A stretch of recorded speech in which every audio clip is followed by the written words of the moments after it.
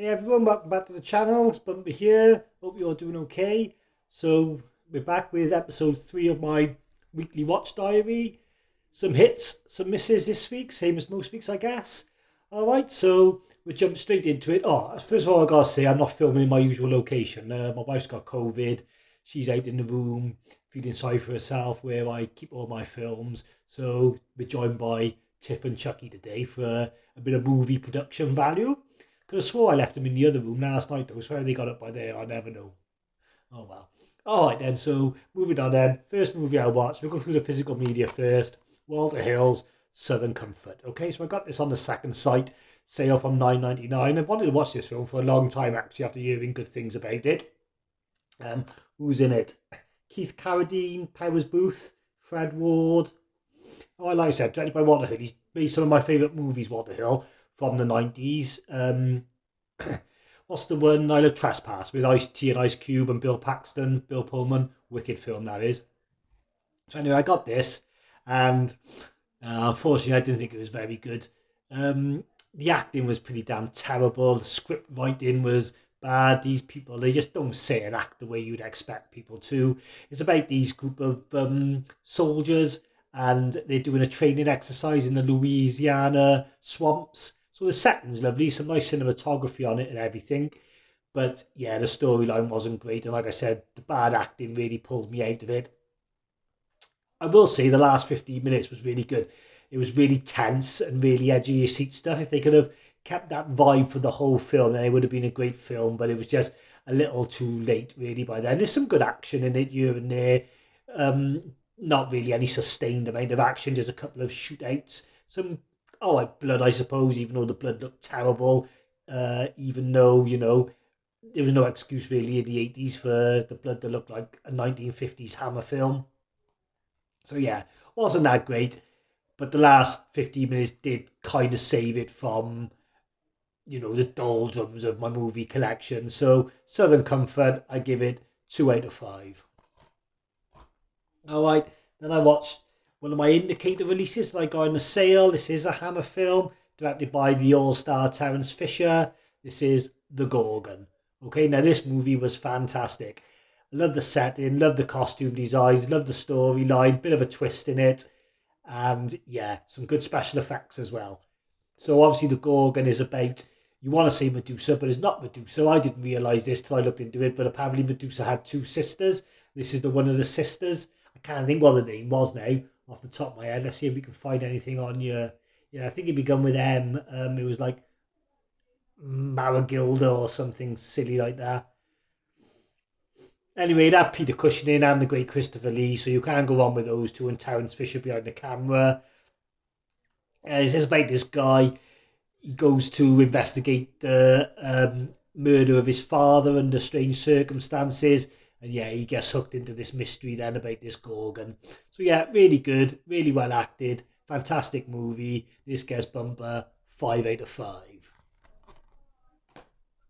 Okay, then I finally got round to the Green Mile. One evening this week, everyone decided to go to bed early in my house. It was about 8 o'clock, so I thought this is the ideal time to watch a film with a 3-hour running time. Alright, so this movie still holds up now. It's absolutely fantastic, really well acted right across the board. Sam Rockwell, Tom Hanks, Michael Clarke Duncan, obviously. I forget some of the other names. David Morse, obviously. Doug Hutchinson as Percy, pain in the ass, but really well acted. Barry Pepper as well, really good actor. All good performances in this film, I gotta be fair. And what I want to say is about the 4K. If you didn't think 4K was all that, it was just some sort of money-making scheme, then you've got to check this out. Honestly, if you walked in a room and didn't know nothing about it, you would swear this was shot digitally. The grain, you can see it really close up, and it hasn't had any sort of masses of DNR done on it. The people don't look waxy, you've got all the detail on the skin still, but the way they've cleaned this up is just nothing short of phenomenal. It's worth watching, just for how beautiful it looks. So, yeah, I say this movie's better than The Shawshank Redemption. I know it's not a common opinion, but that's just the way it is for me. I love this film. I love the supernatural elements in it. the running time, it just goes like that. The characters, like I said, Percy, he's a right arsehole, but it's really well acted by Doug Hutchinson. He plays Toombs in those X-Files episodes where he stretches his limbs. Who else was good in this? Sam Rockwell. And the guy who plays Edward, who gets the pet rat, Mr. Jingles, is a mouse, sorry, not a rat. He's really good in it. Just all round fantastic movie. So yeah, you've got to check this out, even if it's for nothing more than to see the work they've done on it. The Green Mile. 4 out of 5 all day. Then the last physical media movie I watched this week was a Wes Craven movie. I've been wanting to see it for a while. I finally bit the bullet and bought it on Blu-ray. That's The Serpent and the Rainbow with Bill Pullman. So we've got Bill Pullman. I never really heard of anybody else, although I did recognise the one guy in it. I can't think what it was from though.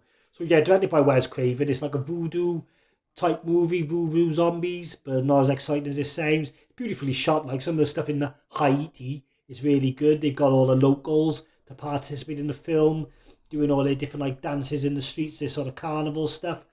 But this film just fell down for me with the storyline. It just wasn't very gripping. I was just losing interest an hour into it. I was reaching for my phone. There's some good practical effects in it. There's like a zombie bride with a snake shoots out of her mouth that was really well done. But like I said, the storyline, it just couldn't grasp me at all. I was surprised to see this had quite a high Rotten Tomatoes rating and was pretty well received. But no, I just didn't enjoy it at all. So Serpent and the Rainbow, sorry Wes, but this is one of your worst movies, 2 out of 5. Okay, then we move on to streaming. So I watched 2 movies on streaming. First one I watched was on Disney Plus, and that's Death on the Nile. Alright, so Death on the Nile then. I love Hercule Poirot, and I like what Keith Branagh has done with the character. Murder on the Orient Express, solid 4 out of 5 movie for me, but this second one, man, this was a miss. Okay, I'm going to give my reasons why I didn't enjoy it, because I feel that they need to be talked about. Alright, so number one is it's all green screen. None of this movie is shot in Egypt. Everything is computer generated. I'm not even sure how much of the boat is real, but it just takes you out of the film. There's shots where the anchor goes under the water, things like that. And honestly, I thought I was going to reach for my PlayStation pad at some points because it just looked like a video game. Apparently, they've done the same with Jungle Cruise as well, although I didn't notice it so much with Jungle Cruise. But again, I didn't really enjoy that film. That was a bit boring. So anyway, so yeah, negative number one is it's all green screen. And that had a knock-on effect as well to what you saw with the actors, because they just all look cool as a cucumber. My man AJ at AJ's Movie Place picked up on this, but there's not one bead of sweat to be seen. And there's some scenes, where they're out off the boat walking through like pyramids and things where you would be baking hot. And yeah, just once you notice it, you can't unnotice it. So that's the first negative.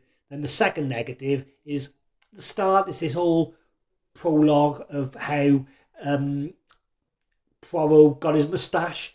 I don't want to give you any spoilers, but you get 20 minutes at the start with a young Hercule, and he's in a war.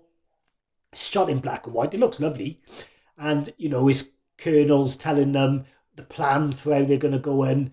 They're in the trenches, how they're going to move forward and get to this bridge, and then Poirot, using his detective skills. And at such a young age, he comes up to the captain and says, no, I think we should do this and do this and do that. And he does listen to him, and it works, and it's really good. But then they get to the end, and there's a big explosion. And then it cuts to Poirot in the hospital. The woman of his life, the love of his life, just happens to be a nurse, and she's there. And he's saying, oh, you're not going to love me anymore. And she's like, I will. And he turns around, and half his face is missing, a bit like Two-Face in Dark Knight. And she's like, oh, I know, you can grow a moustache. And then he jumps forward then to where we are on the Nile. So he's supposed to have this big moustache to cover these horrific scars on his face. But there's 2 issues with this. A, the moustache only goes to about there, covering him there. And secondly, there is absolute zero scarring to be seen. And I'm not joking. When you first see the injury, it is insane. So again, it just renders the whole idea completely pointless. All right. Then my third issue with this movie is that there is no murder until just past the hour mark. You spend an hour with this character development with these people you couldn't give a stuff about, and yeah, the movie doesn't even get going for an hour, and then it's all rushed into the second hour. But after 20 minutes, you'll guess who it was anyway. It's not really that much of a mystery. Bloody, it wouldn't need Poirot to solve it. The blooming what's his name? Drebin could solve it from Naked Gun, or Mr. Bean could solve it. I gotta be fair. So yeah, there's just too many potholes or plot holes in this movie to make it unenjoyable when I was watching it. So I'm sorry, Death on the Nile, but you're only getting 2 stars. And then the other film I watched on streaming, only watched this last night. I rushed to watch it to get it in on this weekly watch list because I knew it was going to be good. And this is a fantastic crime thriller, British thriller called Bull. Okay, so this stars Neil Maskell, who I love, amazing in Kill List, really funny in Football Factory, and yes, superb again in this absolute psychotic portrayal of this guy by Neil Maskell. His performance is so intense.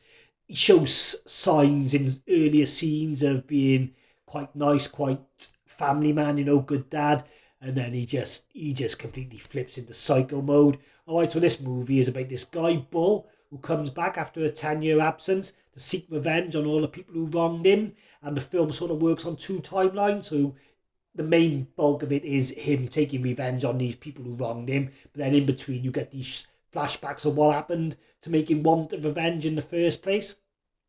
By God, is this movie violent. It really takes his limbs being chopped off, people being stabbed brutally, but it's really well done. From the moment this movie starts, you are just dragged in, and no matter how ugly it gets, you just cannot take your eyes off the screen.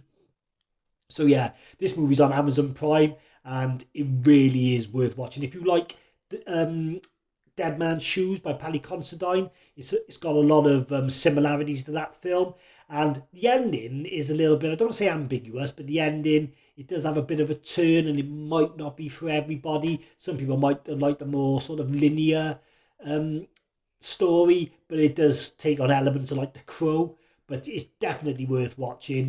This gets a solid Bumper 4 out of 5. You need to see this movie, okay? So that's Bull, and I think it's on Amazon Prime, so check it out.